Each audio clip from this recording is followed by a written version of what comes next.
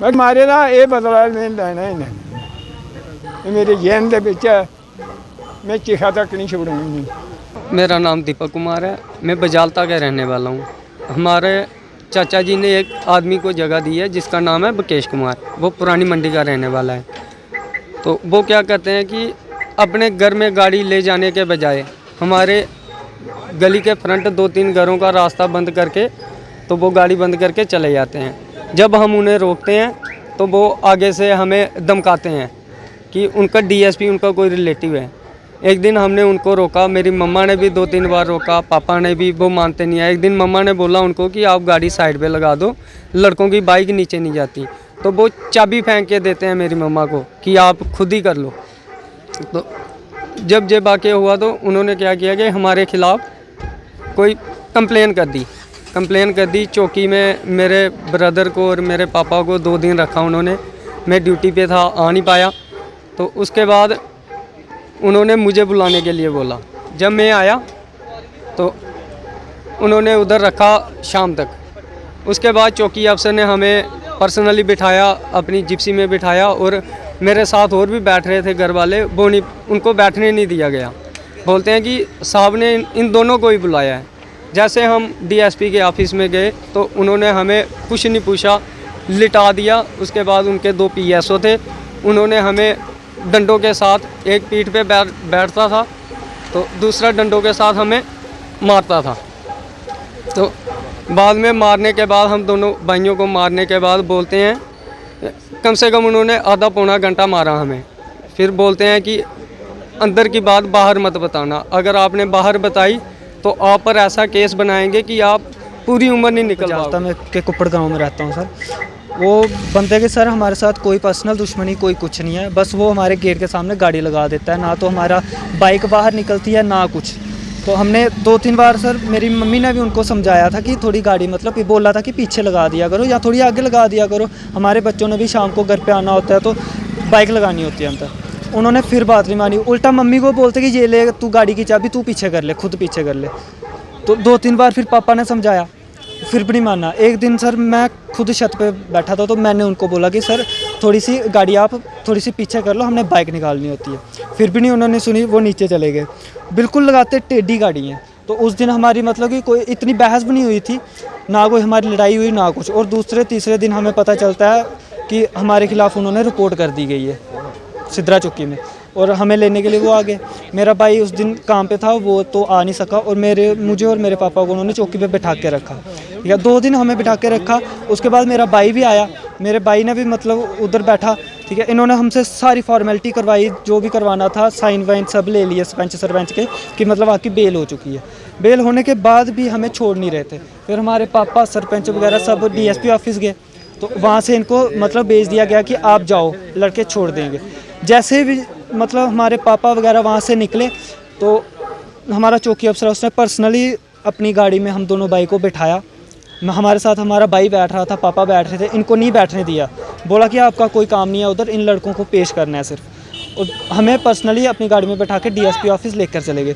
जैसे हम DSP office गए, जैसे हमने एंटर किया, ऑफिस के अंदर एंटर किया, हमें नीचे लेटा दिया गया और दोनों को इतनी बेरहमी से सर मारा गया। जो आरोप लगाए जा रहे हैं इसमें कोई भी बिल्कुल सत्य नहीं है।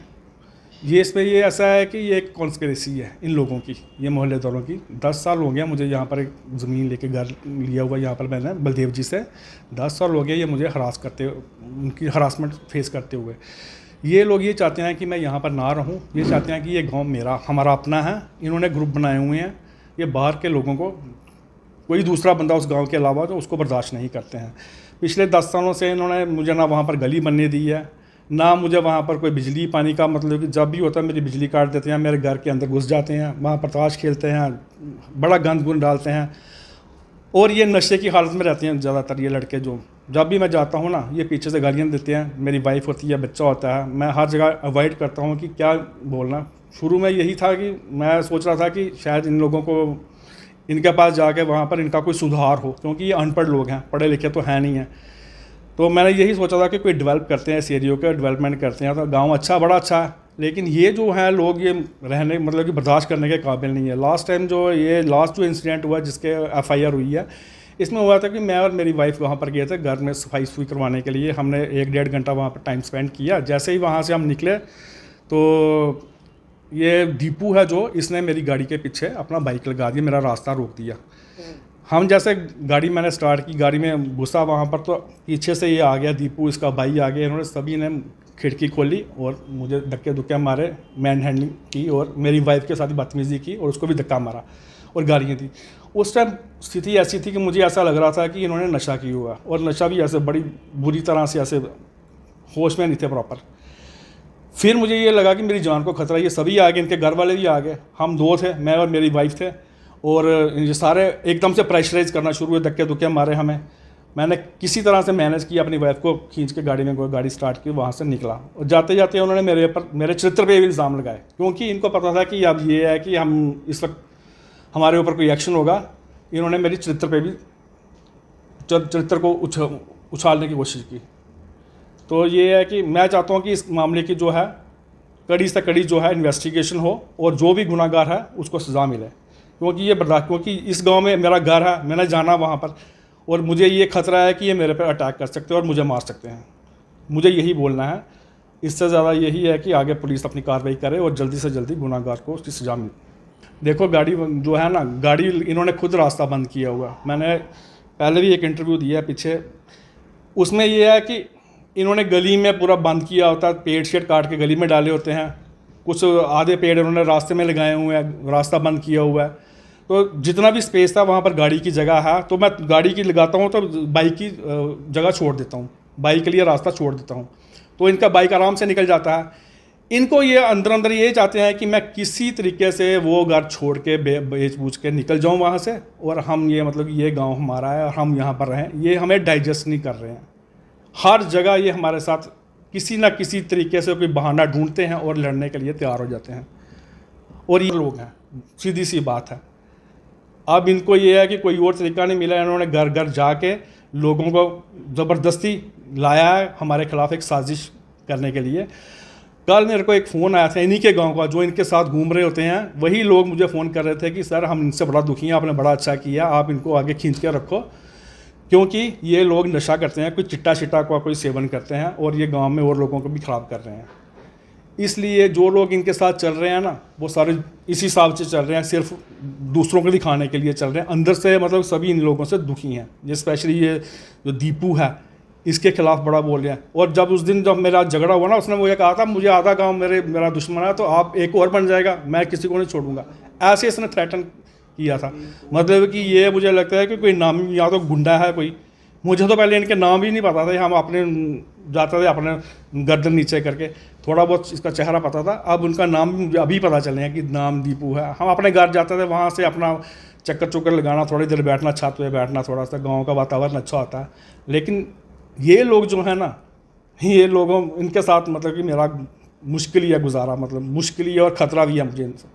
तो भाई धन्यवाद। हमने जो FIR लॉन्च करवाई है, उसके पीछे कारण है harassment. From the last 12 years we are very much harassed by these peoples. हम इन लोगों के द्वारा बड़े ज़्यादा हरास किए गए हैं, और अब हमारी बस से बाहर हो गया। काफ़ी सारी और वीडियोस भी आप देख लीजिए, जिसमें हमने काफ़ी डिटेल में आपको बताया है। और लास्ट सैटरडे 30th को जो इंसिडेंट हुआ, ये लोग पूरे प्री प्लान्ड थे, ये फैमिली पूरी प्री प्लान्ड थी, और इन्होंने हमारा रास्ता रोकने की कोशिश की, गाली गलौज किया बहुत। और जब हम फाइनली घर से बाहर निकल रहे हैं, गाड़ी में मैंने गाड़ी के पीछे बाइक लगाई थी, और ये दोनों भाई आए हैं, इन्होंने गाड़ी की खिड़की खोली, मेरे हस्बैंड को धक्के दिए, और मुझे उनके साथ मैन हैंडलिंग की, और मैं गाड़ी से बाहर, मुझे भी निकाल के मुझे भी धक्के दिए हैं। सर हम लोग बहुत परेशान हैं, हमारी जान को भी खतरा है, हमारा वहाँ घर है, हमें जाना पड़ता है। ये कभी हमारे घर की लाइट काट देते हैं, कभी पानी बंद कर देते हैं, और रही बात ये कहते हैं कि हमारे घर के बाहर गाड़ी लगती है और हमारा रास्ता बंद होता है। तो सर जो भी कोई है वो जाए मौके पे, वहाँ देखे कि इनके घर के बाहर तक तो गाड़ी जाती ही नहीं है। जो रोड के साथ थोड़ा सा रास्ता है वो इन लोगों ने खुद ब्लॉक किया हुआ है, उसके ऊपर ढेर सारा रेत बजरी डाल के उसके ऊपर बड़े बड़े वुड लॉग्स रखे हुए हैं। जो थोड़ा सा एरिया है वहीं पे ही गाड़ी लगानी है, और हमने घंटे भर में निकल जाना है। पहले तो गाड़ी होती ही साइड पे है, क्योंकि इन लोगों के पास वहाँ बाइक्स ही हैं, वही ले जाने होते हैं इन्होंने अपने घरों तक, और वो ईजिली अंदर बाहर हो सकते हैं। बट अगर कुछ भी है ऐसा तो आप प्यार से बात कर सकते हो, बट ऐसा था ही नहीं कुछ।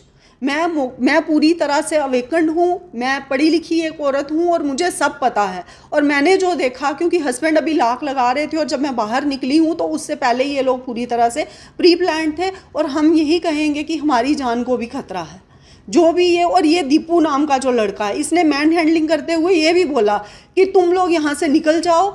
हमने कहा कि हम बात कानूनी तौर पे करेंगे, हम कानून के पास जाएंगे, हमें जो तो जाओ कर लो जो भी करना है। दीपू का तो आधे से ज़्यादा गांव दुश्मन है, तो एक और भी हो जाएगा तो कौन सा फ़र्क पड़ जाएगा। तो हमें दुश्मनी तो किसी से भी नहीं करनी। 12 सालों में हमने बहुत बर्दाश्त किया, छोटे छोटे और बड़े बड़े बहुत सारे इंसिडेंट्स हमने इग्नोर किए। बट अब एट लास्ट उस समय रात का समय था और मुझे ये लग रहा था कि हम आज यहाँ से बच के नहीं निकल पाएंगे।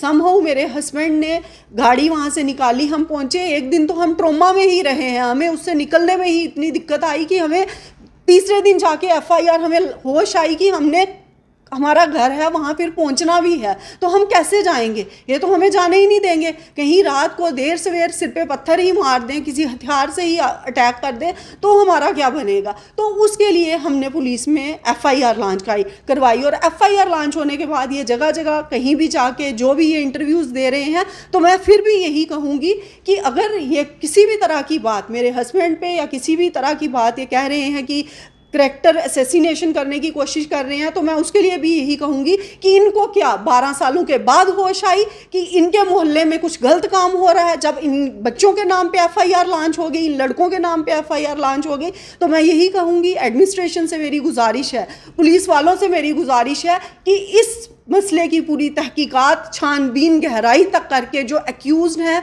उनको पूरी तरह से सज़ा दी जाए। और जो इन्होंने बात कही है मीडिया में, उसका मैं मानहानि का दावा इन पे ज़रूर करूँगी और हम कानूनी तौर पे ही बात करेंगे इनसे। थैंक यू, आप मेरा वर्जन सुनने के लिए मेरे ऑफिस में आए। देखिए, ऐसा है कि सोशल मीडिया आज जो लेटेस्ट ट्रेंड है उसमें अगर कोई भी बात निकलती है तो उसके बहुत सारे रिपरकशंस होते हैं। और जब एक बार किसी ऑफिसर के या किसी पर्सन के रेपुटेशन को अगर कोई गलत ठेस पहुंचती है तो उसको फिर से उस चीज़ को भरपाई कर पाना बहुत मुश्किल है। तो देखिए, ऐसा है कि एक सोशल मीडिया में कुछ लोगों ने बाइट दी है कि जिसमें रिपोर्टेडली उन्होंने कहा है कि 2 लड़के थे जिनको मेरे ऑफिस में लाया गया और उनके साथ ब्रूटली मारपीट की गई। तो इस कंटेक्स्ट में मैं आपको सिंपली ये बताना चाहता हूँ कि हमारे पास 30 तारीख को पिछले महीने की एक रिटन एप्लीकेशन आती है जिसमें ये बताया जाता है कि एक आदमी है जिन्होंने कुछ जगह ले रखी है कुप्पड़ एरिया में जो बजालता में पड़ता है। तो वो जब भी उन्होंने उस कंप्लेंट में ये अलर्ज किया कि वो जब वहाँ से वापस आ रहे थे अपनी ज़मीन से, तो उनके साथ वहाँ के कुछ जो लोकल लड़के थे उन्होंने मिसबिहेव किया, मार पिटाई करने की कोशिश की, वो गाली गलौज किया और उनका रास्ता वगैरह रोकने की कोशिश की। तो जैसे ही हमें ये एक रिटन कंप्लेंट मिली तो उसकी कॉग्निजेंस लेते हुए इसमें एक FIR रजिस्टर हुआ जिसका नंबर है FIR number 298 of 2022 under section 341/323 of IPC। ठीक है, ये 1 तारीख को रजिस्टर होता है जिसकी कॉपी मेरे हाथ में है उस FIR की, जो मैं आपको बता देता हूँ। ये कॉपी है और ये रिटन कंप्लेंट है जो हमें 30 जुलाई को मिली थी। तो देखिए, ऐसा है कि मैं आपके माध्यम से बोलना चाहता हूँ कि ये जो लोग एलेज कर रहे हैं, अब इनके पीछे इनका क्या मोटिव है, क्यों कर रहे हैं। क्योंकि हमने अपने एरिया ऑफ रिस्पॉन्सिबिलिटी में इलीगल माइनिंग के ख़िलाफ़, इलिसिट लीकर के ख़िलाफ़ और इस तरह की चीज़ें बोवाइंस के ख़िलाफ़ काफ़ी काम किया है। तो हो सकता है कि ये कुछ ऐसे प्लांटेड लोग हों या इनके अगेंस्ट FIR लगा है तो इनके पीछे कोई और लोग हों जो मिसयूज़ कर रहे हो या इनको इंस्टिगेट कर रहे हो कि आप ऑफिशियल्स पे, पुलिस ऑफिशियल्स पे पर्टिकुलरली मेरे पे ये एलेज करें। तो that is part of investigation. जहाँ तक ये बात रही, मैं आपको कैटेगोरिकली ये बता दूँ कि जो ये एलेज कर रहे हैं इस तरह का कोई इंसिडेंट नहीं हुआ। हाँ, ये सच है कि परसों मैंने उनको अपने ऑफिस में बुलाया था और मैंने चौकी ऑफिसर सिद्रा को ही बोला था कि वो लेके आएंगे। तो वो इन दोनों लड़कों को लेके आए, क्योंकि हमें कोई भी अगर FIR लगता है तो हमें उसमें इन्वेस्टिगेशन में दोनों पार्ट्स देखने होते हैं कि कहीं ऐसा तो नहीं है कि ये झूठा FIR है या गलत FIR है, इसके कंटेंट्स क्या हैं। उसको वेरीफाई करने के लिए ही उनको बुलाया गया था, उनसे पूछताछ की गई थी। उसके बाद वो चले गए थे। चौकी ऑफिसर ने उनके घर वालों को बुला के उनके हवाले किया था और कल का पूरा दिन था, कल इस तरह की कोई बात नहीं आई और आज ऑल ऑफ सडन ये बात मीडिया में, सोशल मीडिया में आई है कि इस तरह का कोई इंसिडेंट हुआ है। तो मैं आपके माध्यम से अपील करना चाहता हूँ जो मीडिया फ्रेटर्निटी है कि वो भी अगर कोई इस तरह की बात आती है तो उस ऑफिसर का वर्जन ज़रूर सुने और उसके बाद ही कोई ऐसी न्यूज़ चलाएं। तो that's it I want to say. और लास्ट में यही है कि आई एम अगेन थैंकफुल कि आप लोग मेरा वर्जन सुनने आए। Thank you.